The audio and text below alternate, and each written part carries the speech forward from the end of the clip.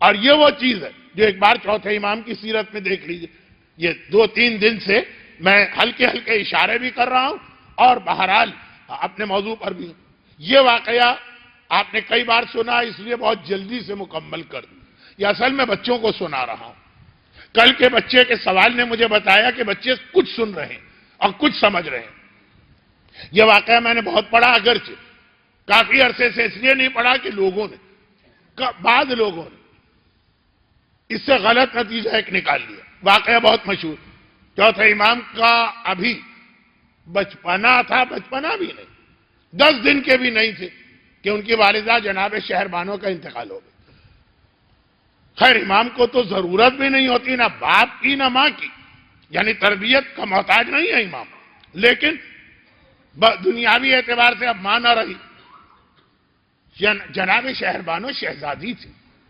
شہزادیاں جب گرفتار ہوتی ہیں تو اکیلے نہیں ہوتی ہیں، ان کے ساتھ جو ان کی کنیزیں ہوتی ہیں وہ ساتھ نہیں چھوڑتی ہیں.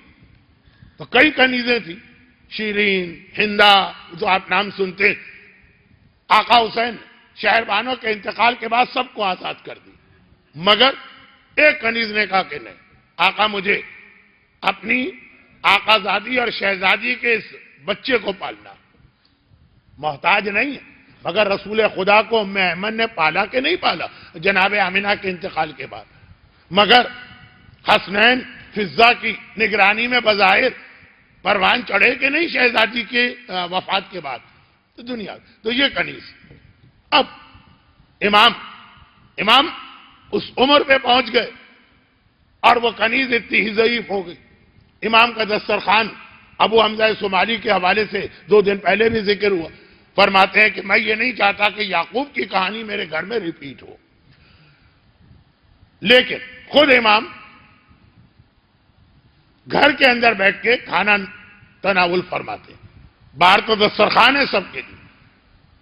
اس کی ایک بنیادی وجہ تو یہ کہ لوگ آ کے صبح کا ناشتہ کرتے ہیں. چوتھا امام ساری زندگی روزے سے رہا. مزید یہ کنیز کا جملہ کل آئے گا. تو اب جب امام دسترخوان پہ بیٹھے تو گھر والے ایک ساتھ تو سب نہیں آتے، کوئی آج ہے کوئی کل ہے.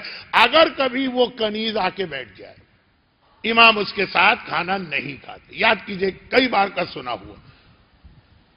ایک دن ہمت کر کے کسی گھر والے نے پوچھ لیا، مولا آپ کا صبر مشہور اور آپ کا اخلاق مشہور اور آپ اپنے دادا کی مکمل تصویر، اگر کوئی غلطی ہو بھی گئی ہے تو نظر انداز کیجئے، معاف کیجئے. امام نے حیران ہو کے پوچھا کون سی غلطی، کیا بات کر رہے ہیں؟ کہا یہ جو کنیز جس نے آپ کو ساری زندگی پالا اور آپ نے بھی، جو اہل بیت کا اخلاق ہے، ہمیشہ اسے امی میری ماں کہا. تو آپ جو اس سے ناراض ہیں کب تک یہ ناراضگی رہے؟ جتنا سوال کرنے والا سوال کرے اتنا امام حیران ہو. ناراضگی کیسے، کہاں سے ہی بات آئی؟ میں بہت بات کو پھیلا بھی رہا ہوں اور پھیلا نہیں بھی رہا ہوں. خبر کہاں سے آ گئی؟ جیسے ہم اور آپ اگر بات کرتے پتہ چلا واٹس ایپ پہ میسج آ گیا تھا، تو بھائی کہاں سے ہی خبر آ گئی؟ کہا مولا ہم نے دیکھا آپ کبھی ان کے ساتھ دسترخوان پہ کھانا تناول نہیں فرماتے، اگر بیٹھ بھی جائیں تو بیٹھ جاتے ہیں. کہا ناراضگی نہیں ہے، ان کا احترام ہے. کھانا سجا ہوا ہو سکتا ہے کسی روٹی کی جانب میرا ہاتھ بڑھ گیا، لیکن اس سے پہلے ان کے دل میں خیال آیا ہو کہ روٹی تو مجھے لینا. ان کے دل میں خیال آیا، ان کی پسند کی چیز پہ میرا ہاتھ چلا گیا. کہیں یہ بھی اللہ کے یہاں ماں باپ کے حق میں کمی نہ لکھی جائے. یہ کون سی ماں کا تذکرہ جو حقیقی ماں ہی نہیں.